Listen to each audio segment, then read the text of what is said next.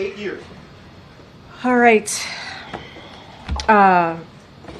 As I mentioned at the top, this is an incredibly important day, monumentous day, and also an emotional day for the families, obviously, for the incredible team that I get to work with every day, national security team, and across the administration, and for this president. And so it's a good day. It's a really, really good day. And we should be really proud of what this administration has been able to do. Now these, these folks who are unjustly held now get to go home to their families and see their families and restart their lives. Okay. And a follow-up on the 9/11 plea deal, if I may.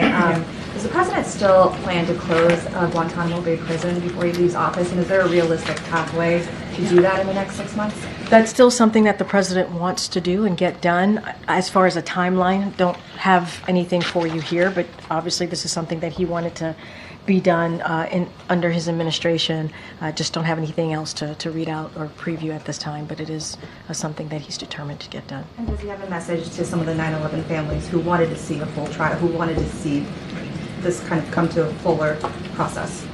So look, this is basically what Jake said. This is something that we had no involvement in. He didn't have any involvement in, and so the White House played no role in this process, and the president directed his team to consult as appropriate with officials and lawyers and Department of Defense, obviously, and we have said this before. We are. Our hearts go out to the families who lost loved ones on that day, and the president on 9/11 has honored them every year, and the families who lost their loved one on that terrible day.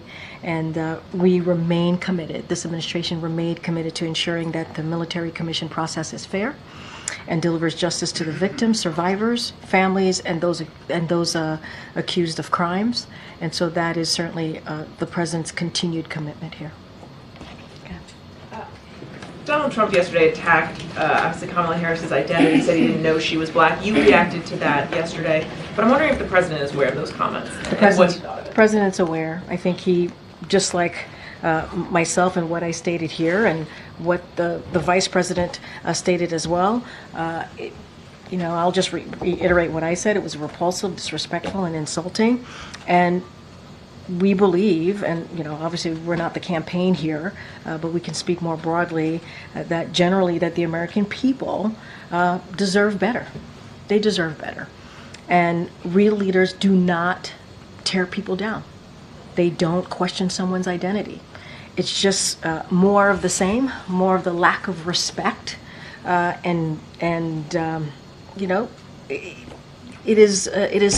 couldn't be more inappropriate. And he also believes that the American people deserve better. He deserves better. You have a president who has spent the last 4 years and more talking about unity, talking about respecting each other, talking about bringing people together. That's what this president believes. And you see that in any policy that he talks about, right? Whether it's the economy, healthcare, make sure that we respect each other, dignity. That is what the president is about. I'll leave it there. Cat Jackie. Thank you, Corinne. Just hoping for a response to the 9/11 plea deal that spared the architects the death penalty. The New York City Firefighters Union put out a statement. It said, "We are disgusted and disappointed that these 3 terrorists were given a plea deal and allowed to escape the ultimate justice, while each month 3 more heroes from the FDNY are dying from World Trade Center illnesses." Does the administration have a message for them? Look, our hearts go out. I mean, not much more than I can add to what you heard from the National Security Advisor and how I just answered the question to one of your colleagues. And I'll just reiterate, obviously our hearts go out to the families who lost a loved one. We didn't have a role in this. This was not something that we were involved in. And so we are determined to make sure that they get justice, these families get justice. I just don't have anything else to add to what the National Security Advisor just stated from here moments ago. And then on the Vice President's presence tonight, is she going to be around for any of the evening when we expect the detainees to come back to the U.S.? Is she going to be part of this? Again, Jake Sullivan, National Security Advisor, just literally confirmed that she would be part of this when they land tonight at JBA, and so the president and the vice president will be there to greet them. So you just heard this from Jake Sullivan. And I wanted to follow up with Jake with what didn't have a chance. It sounded like he almost took a swipe at the vice president, said that if Joe Biden wasn't in the Oval Office, I don't think this would have happened. Was that a swipe at her relative inexperience or some sort of... Oh, I see what you're saying. Yeah. They're partners in this. Joe Biden and the vice president are partners in this. You heard him say that the vice president played a critical role in this diplomacy at a number of key moments. She met with the Chancellor of Germany in Munich to help pave the way. She also met with the Prime Minister of Slovenia to help bring them into the negotiations. They were partners in this. And then you'll see her tonight join the president to welcome back those Americans who were unjustly imprisoned in Russia. And that is going to be an important moment, a critical moment, but they worked together on this. And I think what Jake, not to say what he was saying, but he was very clear, this is a president that has had a long history in government, more than 50 years as a senator, as a vice president, and now as president. It is because of his understanding of the world and the relationships with these leaders that he has had, he's been able to build back up our partnership with allies, right, and also partners. But let's not be very clear here. The vice president has been a partner in this. I just listed out how critical of a role that she played in key moments very, very recently. So they're partners, and I think that is what we want to make sure that is very, very clear to all of you. Okay. And was there ever any consideration given to asking the vice president to, come back sooner so she could be part of the announcement today? And sorry. No, I'm sorry. You should finish. You should finish your question. Well, no, I was just going to ask. I mean, if there was, just for the atmospherics or the kind of visual impact of having her there with the families. Well, just today. just to reiterate, she played a key role here, a critical role during some key moments, as I just listed out. But I will remind you that she was at a funeral in Houston this morning. She was speaking at a funeral for the late Congresswoman there in Texas, and that was also, as you know, when you're president and even vice president, you play multiple roles here. And so she'll be coming back today, if she's not back already, and she'll be joining the president and the families as they get to welcome their loved one back from after being unjustly imprisoned in Russia. I just have one more question about the 9/11 plea deal. Can you say from where you sit now whether you think the death penalty would have been an appropriate end, or is that a sort of a matter of principle for you, for the people at the White House, and for President Biden in particular? As you know, the president's been always very clear about the death penalty. I don't have anything else to add. This is something that we learned about yesterday. This is something that the convening authority for military commissions made an independent decision. They made an independent decision. We were not involved. I don't want to get into like specifics on this because we're just not involved at all in this process. And so I'll just be careful here and just leave it there. Okay.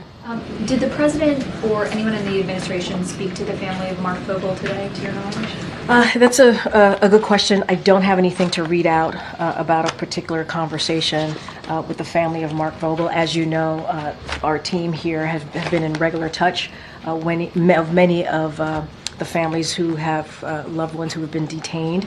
I don't have anything at this time to read out with Mark Vogel specifically, but we are continue to be committed. You heard Jake speak to this at the top when he was delivering his remarks to getting Americans home. With each of these exchanges, it is our goal to secure release of as many as Americans as we can. That is the goal every time we get into these negotiations, and we're always very careful. We do not do these in public, obviously, and at every step in this process, starting all the way back when we sought the release of Paul Whelan and Brittany Griner, we also sought to release Mark Fogel, as well, as you heard from Jake Sullivan. We are actively continuing to do so and are engaged in active discussion on how we can get to that, how can get to a path to get him home. Don't have anything to read out on a recent conversation with their family. On a with his separate family. topic, the Federal Reserve yesterday signaled that it could cut interest rates for the first time since the pandemic. Does the White House believe that's a good idea? Not going to comment on any monetary policy decisions or potential decisions by the Federal Reserve. They are independent. We respect that, and so I'm not going to comment on that. Okay. Just to circle back, Jake did make the point that he believed that this wouldn't have happened if the president wasn't the one in the Oval negotiating. So can you tell us a little bit more about how he's thinking about this very clear work to seal up his legacy, and balancing that with having to support the vice president, campaign for her even, and see her as and treat her as a partner in a subject where he clearly has, a lot more experience? I'm not denying that Jake said that. Obviously, I'm reveal some of his thinking about how he's got to balance this. I think you have to look at this in separate pieces, right? The president has been president for some time. I used to say this all the time: with age comes experience, right? And I think that's important to note. And he's had relationships with many of these leaders that are currently, out there in this present time, in present day. What I also want to state is that the vice president has been vice president for 3.5 years.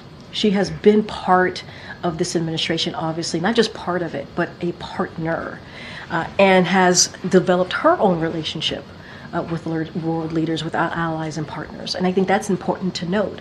She was part in having conversations with the Chancellor of Germany, for example, in starting to get us on a path for what we're seeing today. And so obviously we feel that she's immensely qualified. That's why the president endorsed her. That's why she is certainly a partner to him, but also is doing her part in the next